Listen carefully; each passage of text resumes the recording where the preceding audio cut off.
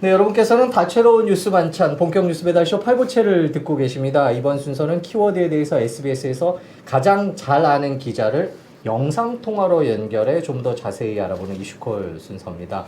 아까 키워드 중에서 도쿄올림픽에 대해서 알아보겠습니다. 걱정된다는 얘기가 많은데요. 저희 8부채에서 오늘 도쿄를 연결했습니다. 도쿄에 나가 있는 유성재 특파원과 도쿄올림픽에 대해서 얘기를 나눠보도록 하겠습니다. 바로 여쭤볼게요. 도쿄올림픽에 관련해서 여쭤보면 저희가 지난해 사실은 코너에서 검증하기도 했었는데 도쿄 앞바다가 더럽다. 근데 거기서 무슨 종목이 열린다 이런 얘기가 있었어요. 일단 그 도쿄 앞바다 얘기부터 시작을 해보죠. 네, 도쿄 앞바다 여기도 살짝 보이는데요. 이 도쿄만이라고 합니다. 네. 근데 이 바다가 사실 대도시에 접해 있는 곳이라 저절로 해수욕을 하고 싶은 마음이 들 정도로 깨끗하지는 않습니다. 이 만이라고 말씀을 드렸는데요. 이게 내륙 쪽으로 오목하게 들어온 바다이기 때문에 이 흐름이 그다지 좋지가 않습니다. 해류가 이렇게 싹 훑어가고 이런 흐름이 별로 없고요. 그다음에 주변에 요코하마, 가와사키, 치바 서쪽 해안 이렇게 해가지고 모두 공업지대입니다. 그래서 그 재련소랑 정유시설, 큰 컨테이너설 이런 것들이 출입을 많이 해서요. 평소에도 그렇게 깨끗한 바다는 아닙니다.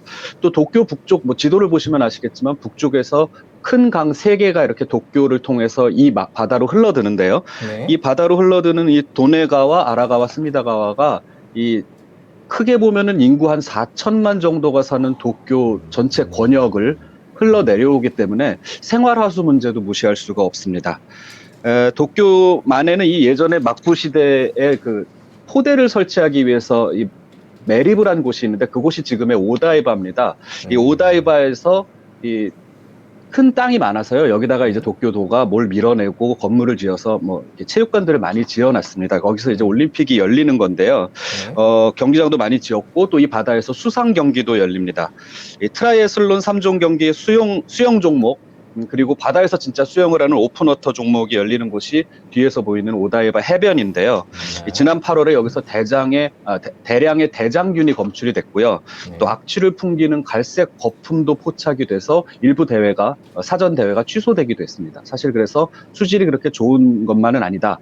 걱정될 만한 수준이다. 이런 상황입니다. 그래서 이제 더위 문제가 또 걱정이 되는데 수온도 일본 도쿄의 경우에는 여름에는 한여름에는 이제 너무 기온이 높으니까 마라톤 같은 대회 잘 치를 수 있겠느냐 이런 얘기들도 많더라고요. 실제로도 많이 덥나요, 여름에? 작년 여름에도 엄청나게 더웠어요. 여기 도쿄는 특히 아까도 말씀드렸지만 이 만이 있어가지고 흐름이 좋지 않고 또 바다에 가깝기 때문에 수온이 올라가면 도쿄도 같이 더워지고 굉장히 습합니다. 비 오는 날도 많고요. 더울 때는 굉장히 찜통 속에 있는 것 같은 그런 더위가 있는데요. 바다 먼저 말씀드릴까요? 이 수온이 한번 오르면 잘 떨어지지가 않습니다. 아까 말씀드렸듯이 흐름이 좋지 않기 때문입니다. 국제수영연맹이 정한 이 오픈워터의 수영 한도, 그러니까 어느 정도 온도까지는 수영 경기를 할 수 있다고 정한 게 31도인데 작년에 여름에 재봤더니 30.5도까지 나와서 0.5도 아래로 간신히 지금 기준을 충족하고 있는 상태인데 이게 또 언제 오를지 알 수 없기 때문에 미국 선수단 같은 경우에는 이런 데서 도저히 수영을 할 수가 없다. 다른 곳, 좀 더 북쪽에 좀 더 시원한 바다 아니면 다른 곳으로 좀 장소로 옮겨달라고 했는데 아직 구체적인 대책이 세워지지는 않은 상황입니다. 물도 걱정이지만 아까 말씀하셨듯이 기온도 걱정이죠. 이미 보도가 많이 됐지만 마라톤 경기, 올림픽의 꽃이라고 할 수 있는 마라톤 경기가 도쿄에서 저 북쪽 홋카이도의 삿포로에서 열리기로 결정된 게 얼마 되지 않았습니다. 도쿄도는 원래 이 마라톤 경기에는 이제 일반 도로에서 뛰잖아요. 그러면은 거기다가 열 차단을 하는 재료를 다시 섞어서 포장을 했어요. 마라톤 코스에다가 그 돈만 300억 원, 우리 돈으로 3천억 원이죠. 그 정도 들었는데 사실 그 돈을 경기장을 바뀌면서 도시가 바뀌면서 사실상 다 날리게 된 셈입니다. 다른 경기도 이제 실내 경기가 아닌 5개에서 하는 경기나 아니면은 국립 경기장에서 하는 육상 트랙 경기 이런 경우는 다 사실상 밖에서 하는 거잖아요. 그래서 더위 대책이 상당히 중요한데 조직위에서는 물을 뿌려가지고 더위를 일시적으로 식힌다든가 아니면은 햇빛 가리개나 부채 등을 제공한다든가 하는 식의 여러 가지 대책을 내놓고 있지만 과연 그걸로 아까 말씀드렸듯이 살인적이라고 하는 이 도쿄의 여름 더위 습하고 푹푹 찌고 정말 사람 미치게 할 것 같은 그 더위를 관중들도 선수들도 피할 수 있느냐, 이런 부분에 대해서는 아직도 의문이 제기되고 있습니다. 뭐 인프라 관련된 지적들이 많이 나오는 것 같은데, 뭐 도쿄도 워낙 큰 도시니까 교통 문제도 최악이 될 수 있다, 뭐 그런 우려들도 있더라고요. 어떤가요? 네, 도쿄 교통체증 베이징보다 더 심하다는 기사도 얼마 전에 나왔는데요. 실제로 심각합니다. 도쿄의 경우 와보신 분들 계시겠지만 도로망이 굉장히 촘촘해요. 촘촘하고 굉장히 잘 뻗어 있긴 하지만 도로폭 자체가 굉장히 좁아서 한 번 막히면은 굉장히 답이 없는 경우가 많습니다. 또 도쿄의 그 가장 중요한 간선도로가 도쿄를 한 바퀴 돌고요. 각각의 이쪽 지점에서 바깥쪽 고속도로로 뻗어 나가는 이 가운데 수도고속도로라고 하는데요. 이 수도고속도로가 사실상의 대동맥이기 때문에 여기가 막혀버리면 상당히 난감한 상황에 처합니다. 또 도쿄올림픽이 한 군데서만 열리는 게 아니라 도쿄 시내 곳곳에, 아까 말씀드렸듯이 뒤에 오다이바를 포함해서 여러 곳에 경기장이 퍼져 있기 때문에 이동을 하다가 막혀버리면은 선수단까지 갇히게 되는 이런 상황이 발생할 수도 있어요. 그래서 이 수도고속도로의 정체를 잡는 게 도쿄올림픽 기간 교통정체를 잡는 가장 핵심적인 목표다, 이렇게 설정을 하고 수도고속도로의 정체를 해결하기 위한 방안들을 내놨는데, 그게 뭐냐면은 통행료를 인상하는 겁니다. 한마디로 돈이 없으면 올림픽 기간에 차를 갖고 다니지 말라, 이런 거라는 비판도 나오고 있는데요. 구체적으로 말씀드리면은 낮 시간, 경기가 이제 주로 열리는 낮 시간에는 수도고속도로 들어가면 무조건 1000엔 정도, 한 2배 정도 이상의 요금을 내게 돼 있습니다. 그리고 새벽 0시부터 4시까지 거의 차가 안 다니는 시간에는 오히려 요금을 깎아주고, 그러니까 웬만하면 새벽에 다녀라, 이런 식의 대책인데, 이게 물류를 통제하는 이런 상황도 있을 수 있는데요. 되게 시간표에 따라서 사람들이 이동을 하고 직장 출근도 하고 그렇죠. 이렇게 해야 되잖아요. 그런 시간표를 무너뜨리면서까지 과연 교통 이렇게 잡을 수 있느냐, 실효성은 얼마나 되겠느냐, 이런 의문도 계속 제기되고 있는 상황입니다.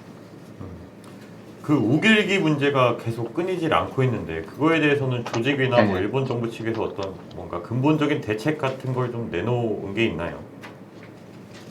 네, 작년에 올림픽 관련해서 2차례 정도 큰 회의가 열렸습니다. 먼저 각국 선수촌장들을 도쿄 조직위가 초청을 해서 올림픽 이렇게 할 거다, 이렇게 설명을 하는 게 한 번 있었고요. 그 다음에는 각국 조직위원회 관계자들을 초청해서 또 똑같은 설명을 했어요. 우리 대표단이 가장 크게 문제를 제기했던 부분이 후쿠시마 방사능 식자재 문제랑, 그 다음에 이제 정서적인 문제와 관련이 있는 우길기 사용 문제입니다. 그런데 도쿄 조직위는 우리나라의 지적, 중국도 일부 동의를 했다고 하는데, 이런 지적에 사실 전혀 움직임을 보이지 않고 있습니다. 이 우길기 워낙 문제가 많았기 때문에 다들 잘 아시겠지만, 일본에서는 뭐라고 하냐면요, 이게 전통적으로 널리 쓰이는 문양이다. 풍어, 고기를 잡을 때 풍어를 기원하거나 무슨 출산이 있을 때 축하하는 의미로 널리 사용됐기 때문에 무슨 정치적 의미나 이런 데로 쓰인 게 아니다. 그러니까 전혀 문제될 게 없다. 이거를 일본 사람들이 경기장에 갖고 들어와서 흔들면서 응원하는 데에도 전혀 문제가 없으므로 이걸 저지하거나 제지할 생각은 전혀 없다. 이런 식으로 얘기하고 있고, 외무성도 홈페이지에 한국어, 영어 등등의 각국 언어로 같은 내용을 설명을 해서 문제 없다, 계속 사용하게 할 거다, 굳이 이거를 막을 생각은 없다, 이런 식으로 얘기를 하고 있습니다.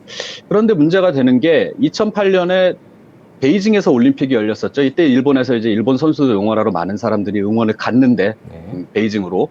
이때 가는 사람들한테 일본 정부가 우길기를 거기서 흔드는 건 좀 위험할 수 있으니까 자제해라, 라고 얘기를 했었어요. 그러니까 그거는 뭐냐면은 우길기 자체가 갖고 있는 문제가 어떤 건지, 이게 중국이나 우리나라 같이 일본 제국주의의 침략을 받았던 나라들에게 어떤 위협이나 어떤 아픈 상처를 떠올리게 할 수 있는지를 일본 정부도 너무나 잘 알고 있다는 겁니다. 그런데도 불구하고 이번에는 올림픽이 일본에서 열리니까 사람들이 갖고 와서 흔드는 걸 우리가 어떻게 막겠느냐라고 얘기하는 거는 그 자체가 2008년과는 너무 모순되는 상황이 아니냐, 이런 지적도 나오고 있습니다. 시간 관계상 빠르게 마지막 하나만 물어보겠습니다. 방사능 네. 문제에 대해서 일본 입장이 크게 달라지진 않았죠? 저희는 제일 신경 쓰이는 게 방사능인데요. 네, 그렇습니다. 후쿠시마 아즈마 경기장에서 야구와 소프트볼 경기, 예선 경기가 열리고, 제이빌리지, 성화 봉송이 시작되는 곳이 제이빌리지인데요. 그쪽이 바로 후쿠시마 원전에서 한 20km밖에 안 떨어져 있다. 여전히 방사능에 대해서는 큰 대책이 없고요. 그냥 일본 정부는 기준치 이하니까 문제 없다. 이런 얘기만 하고 있습니다. 물론 제이빌리즈의 경우는 기준치 300배가 넘는 게 검출이 됐다가 한번 모래로 싹 덮고 나서 15배로 줄기는 했었는데 15배도 상당히 큰 숫자죠. 뭐 말씀하셨듯이 후쿠시마 식자재를 선수촌에서 제공하는 음식에 사용하겠다는 방침에도 여전히 변함이 없고 우리가 엄밀하게 국제 기준으로 검사해서 기준치 이하인 것만 쓰겠다는데 그게 문제가 되느냐는 기존의 입장에도 전혀 변화가 없는 상태입니다. 그래서 우리나라에서는 아예 선수들을 다른 곳으로 급식 지원센터를 만들어서 우리가 직접 만들어서 선수들에게 공급하겠다 뭐 이런 계획도 나온 걸로 알고 있습니다.